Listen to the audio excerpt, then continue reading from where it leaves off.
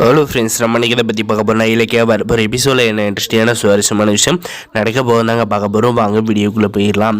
நம்முடைய இலக்கியா பார்த்திங்கன்னா போனால் போட்டோம் அப்படின்ற மாதிரி வந்து கமிஷனர் கையில் வந்து சொல்லி இந்த சிந்தாமணியும் ஆஞ்சலியும் வந்து மன்னிச்சு விட சொல்கிறாங்க. அவங்களும் பார்த்திங்கன்னா வார்னிங் பண்ணி வந்து இந்த ஆஞ்சலியும் சிந்தாமணியும் வந்து விட்டுறாங்க. விட்டுட்டு அப்புறம் பார்த்திங்கன்னா வீட்டுக்குள்ளே வந்து போயிட்டு இந்த அஞ்சலி வந்து என்ன செய்ய போகிறான்னு பார்த்தீங்கன்னா தூக்கு போட்டுக்கிறதுக்காக வந்து போகிறாங்க.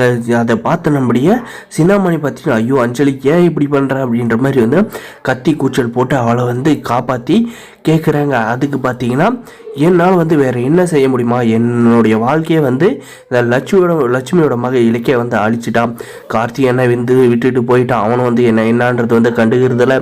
அதே சமயம் வந்து இந்த இலக்கிய வந்து எப்படியாவது வந்து அழிச்சு அவளோட வந்து ஒரு படி மேலே இருக்கலாம்னு நினச்சா அதுக்குமே வந்து முற்றுக்கட்டியாக பார்த்தீங்கன்னா எல்லா சொத்து விஷயத்துலையும் சரி பண விஷயத்துலையும் சரி உன் புருஷன் வந்து நாமினியாக வந்து இலக்கியாவை வந்து போட்டு வச்சுருக்கான்.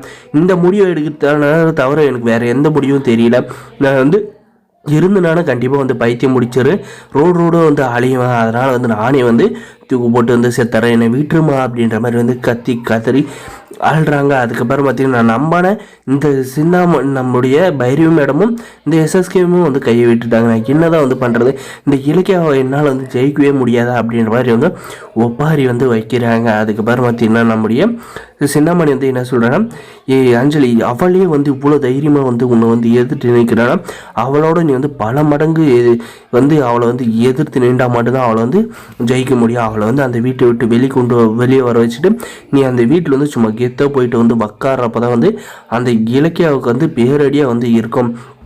அப்போ தான் வந்து உன்னுடைய அருமை அவளுக்கு என்னன்றதை வந்து புரியும் அப்படின்ற மாதிரி வந்து சொல்கிறாங்க.